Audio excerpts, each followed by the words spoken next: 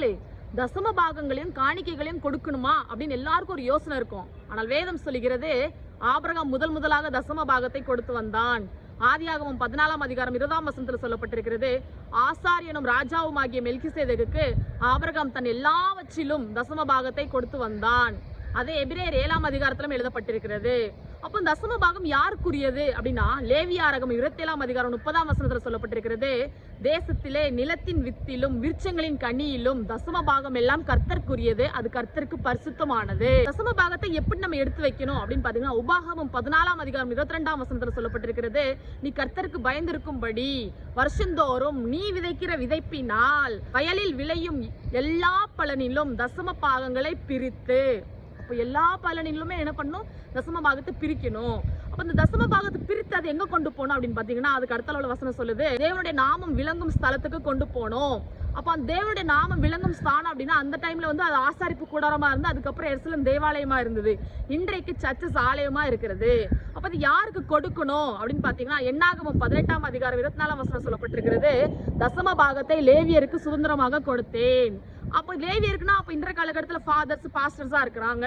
அப்போ அந்த லேவியருக்கு எதற்காக அது சம்பளமா கொடுக்குறாங்கன்னு பாத்தீங்கன்னா, என்னாகமம் 18ஆம் அதிகாரம் 31ஆம் வசனம் சொல்லப்பட்டிருக்கிறது, ஆசாரிப்பு கூடாரத்திலே அவர்கள் செய்கிற பணிவிடைக்கு ஈடான சம்பளம். அப்போ அவங்களுக்கு கொடுக்கணுமா இத? அது ஏன் அவங்களுக்கு கொடுக்கணும் அப்படின்னு பாத்தீங்கன்னா, உபாகமம் 14ஆம் அதிகாரத்துல 27ஆம் வசனம் சொல்லுது, லேவியனுக்கு உன்னோட பங்கும் சுதந்திரமும் இல்லாதபடியால் அவனை கைவிடாயாக. அப்போ உங்களோட பங்கும் இல்ல, சுதந்திரமும் இல்ல அவங்களுக்கு, அதனால அவங்களை கை விட்டுறாதுங்க அப்படின்னு சொல்லப்பட்டிருக்கிறது. இது மட்டும் இல்ல, லேவியருமே அந்த தசம பாகத்துல இருந்து நல்ல ஒரு படைப்பை எடுத்து ஆசாரியனுக்கு கொடுக்கணும். அது மட்டும் இல்ல, உச்சிதமான படைப்பை எடுத்து கர்த்தருக்குன்னு வைக்கணும். ஆமீன். அதே போல மத்திய 23ஆம் அதிகாரம் 23ஆம் வசனத்துல இயேசு கிறிஸ்து பரிசேயரை பார்த்து சொல்றாங்க, நீங்க தசம பாகம் எல்லாம் கரெக்டா கொடுத்துட்டு நியாய பிரமாணத்தின் கற்பனை ஆகிய நீதி, இரக்கம், விசுவாசத்தை விட்டு விடுறீங்க. அப்படி இருக்கக்கூடாது. அதையும் விடக்கூடாது, இதையும் விடக்கூடாது. லூக்கா 11ஆம் அதிகாரம் 42ஆம் வசனத்தில் சொல்லப்பட்டிருக்கிறது, நீங்க தசம பாகத்தெல்லாம் கொடுத்துட்டு அப்போ தேவ அன்பையும் நியாயத்தையும் விட்டு விடுகிறீங்க. அப்படி இருக்கக்கூடாது. நீங்க அதையும் விடக்கூடாது, இதையும் விடக்கூடாது.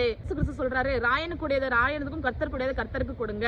நீங்க வேற எப்படிப்பட்ட காணிக்கைகளை செலுத்தணும்னு வேதம் சொல்லுதுன்னு பாத்தீங்கன்னா, உபாகமம் 14ஆம் அதிகாரத்துல 28ஆம் வசனம் 29ஆம் வசனம் சொல்லப்பட்டிருக்கிறது, நீங்க 3ஆம் வருஷத்தின் முடிவிலே நீங்க தசம பாகத்தில் எடுத்து உன் வாசலில் வைக்க கடவாய்.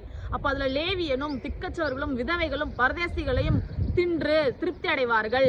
அப்ப அவங்க திருப்தி அடைந்தாங்க அப்படின்னாக்கி, நீ கையின்று செய்யற வேலைகளை எல்லாம் தேவனாகிய கர்த்தர் உன்னை ஆசீர்வதிப்பார். அப்போ நம்ம கையின்று செய்கிற எல்லா வேலையும் ஆசீர்வாதமா இருக்கும்.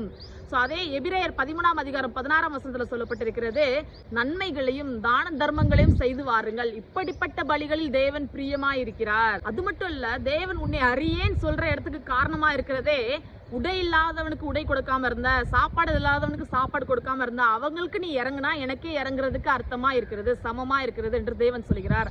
அப்போ ஒன்று இல்லாதவங்களுக்கு நீங்க கொடுத்து பாருங்க, அப்படிப்பட்ட நன்மையானவைகளை நீங்க செய்யுங்க. அப்போ உங்களுக்கு ஆசீர்வாதம் உண்டாயிருக்கும்.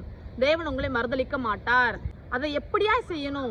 வலது கை செய்கிறது இடது கை அறியக்கூடாது, தாளத்தம்பட்டம் அடித்து செய்யக்கூடாது. நண்பர்களே, தேவன் ஏன் என்னை சோதிச்சு பாக்குறீங்க, ஏன் என்னை வஞ்சிக்கிறீங்கன்னு ஒரு இடத்துல கேட்கிறாரு. அப்ப மக்கள் சொல்றாங்க, நாங்க எப்போ உங்களை வஞ்சித்தோம்னு கேட்கும்போது கர்த்தர் சொல்கிறார், தசம பாகத்திலும் காணிக்கைகளும் என்னை வஞ்சித்து பாக்குறீங்க. அப்ப நம்ம என்ன செய்ய வேண்டும்?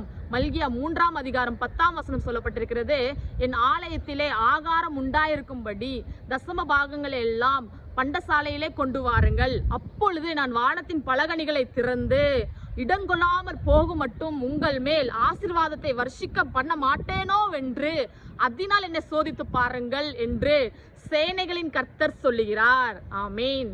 அப்போ நீங்க என்ன பண்ணும், முதல் தசம பாகம் காணிக்கையெல்லாம் கொடுக்க வேண்டியதை கொடுக்கணும். கொடுத்துட்டு அவர் உங்களுக்கு நன்மை செய்யறாரா இல்லையான்னு நீங்க வேடிக்கை பாருங்க. அப்போ ஒரு நன்மை, அதுக்கப்புறம் ஒரு நன்மை நடக்கும் பாருங்க. அதனால நீங்க புரிந்து கொள்வீங்க, இது தேவனுக்கு கொடுத்த காணிக்கையினால கர்த்தர் என்னை ஆசீர்வதிச்சிருக்கிறாரு அப்படின்னு உங்க உள்ளார்ந்த மனசார நீங்க நினைச்சு மன மகிழ்ச்சியா இருப்பீங்க. ஆமீன்.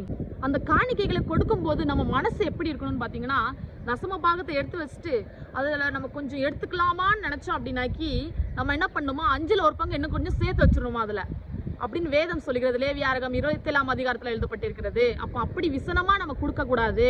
அப்ப எப்படியாய் கொடுக்கணும் அப்படின்னு பாத்தீங்கன்னா, 2 கொரிந்தியர் 9ஆம் அதிகாரம் 7ஆம் வசனத்துல சொல்லப்பட்டிருக்கிறது, அவனவன் விசனமாயும் அல்ல கடமையாவும் அல்ல தன் மனதில் நியமித்தபடியே கொடுக்க கடவன், உற்சாகமாய் கொடுக்கிறவனிடத்தில் தேவன் பிரியமாய் இருக்கிறார். உதாரணத்துக்கு யாத்திராகமம் 25ஆம் அதிகாரத்துல உடன்படிக்கை பெட்டியா இருக்கட்டும், யாத்திராகமம் 35ஆம் அதிகாரம் 36ஆம் அதிகாரத்துல ஆசாரிப்பு கூடாரமா இருக்கட்டும், அதுல என்ன எழுதப்பட்டிருக்குன்னா மனப்பூர்வமாய் உற்சாகத்துடன் கொடுக்கிற காணிக்கைகள்.